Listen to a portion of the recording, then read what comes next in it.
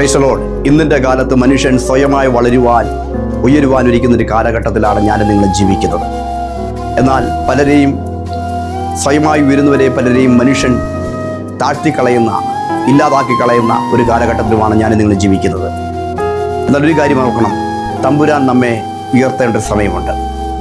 ദൈവത്തിൻ്റെ വചനം നമ്മൾ പഠിക്കുമ്പോൾ ഇങ്ങനെ കാണുവാൻ സമ്മതിക്കുന്നുണ്ട്. അതുകൊണ്ട് അവൻ നമ്മെ ഉയർത്തേണ്ടതിന് അവൻ്റെ ബലമുള്ള കരകളിൽ താണിരിക്കണം. ദൈവം തമ്പുരാൻ നമ്മെ ഉയർത്തുന്നൊരു സമയമുണ്ട്.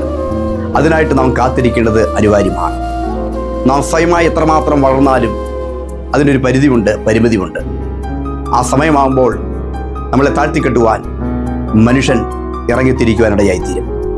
എന്നാൽ ദൈവം ഉയർത്തിക്കഴിഞ്ഞാൽ മനുഷ്യർക്കാർക്കും ഒന്നും ചെയ്യുവാൻ കഴിയത്തില്ല. ദൈവത്തിൻ്റെ വചനം നമ്മളെ ഇങ്ങനെ പഠിപ്പിക്കുന്നുണ്ട്. ഉൽപ്പത്തി പുസ്തകം 11-ാം അധ്യായത്തിനകത്ത് ഭൂതലത്തിലേക്കും ചിതറിപ്പോകാതിരിക്കേണ്ടതിന് മനുഷ്യൻ ഒരു പട്ടണവും ആകാശത്തോളത്തെ ഒരു ഗോപുരവും പണിതു. എന്നാൽ അത് ദൈവത്തിൻ്റെ ഹിതമല്ലായിരുന്നു. മനുഷ്യന് സ്വയമായിട്ടൊരു പേരുണ്ടാക്കാനായിരുന്നു ആ പട്ടണം പണിതത്. എന്നാൽ അതിൻ്റെ ഭംഗിയും അതിൻ്റെ നിവർത്തീകരണം കാണുവാൻ വേണ്ടി ദൈവം തമ്പുരാൻ ഇറങ്ങി വന്ന് അതെല്ലാം കണ്ട് കർത്താവ് എന്ത് ചെയ്തു? ഭാഷ അവരുടെ കലക്കുവാനിടയായി തീർന്നു. അങ്ങനെ അവിടം കൊണ്ട് ആ പണി അവിടെ തീർന്നു, അത് തകർന്നു എന്ന് നമുക്ക് വിശുദ്ധ വേദപുസ്തകം പഠിക്കുമ്പോൾ കാണുവാൻ സാധിക്കുന്നുണ്ട്. എന്നാൽ തൊട്ട് അടുത്ത അധ്യായമാണ് 12-ാം അധ്യായം.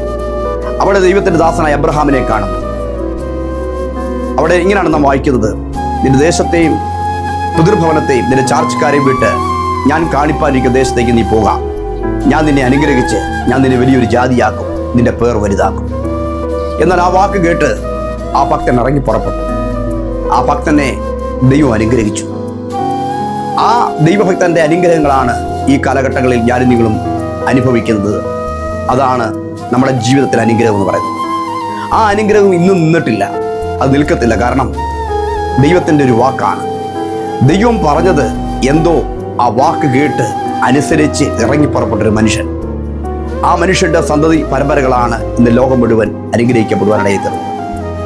ഗലാത്യ ലേഖനം 3-ാം അധ്യായം അതിൻ്റെ 14-ാമത്തെ വേദഭാഗത്തിൽ കാണുന്നു: അബ്രഹാമിൻ്റെ അനുഗ്രഹം ക്രിസ്തുയേശു മുഖേന ജാതികൾക്കുണ്ടാകേണ്ടതിന് ആത്മാവെന്ന വാഗ്ദത്ത വിഷയം നാം പ്രാപിച്ചിരിക്കുന്നു.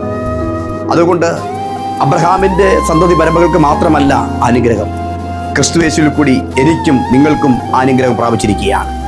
ആ അനുഗ്രഹത്തിൻ്റെ ഉടയവനായിരിക്കുന്ന കർത്താവിൻ്റെ വാക്ക് കേട്ട് ഈ ദിവസങ്ങളിൽ മുൻപോട്ട് പോവുക. കർത്താവ് നമ്മെ ആദരിക്കും. അതിനായി നമുക്ക് ഒരുങ്ങാം. God bless you.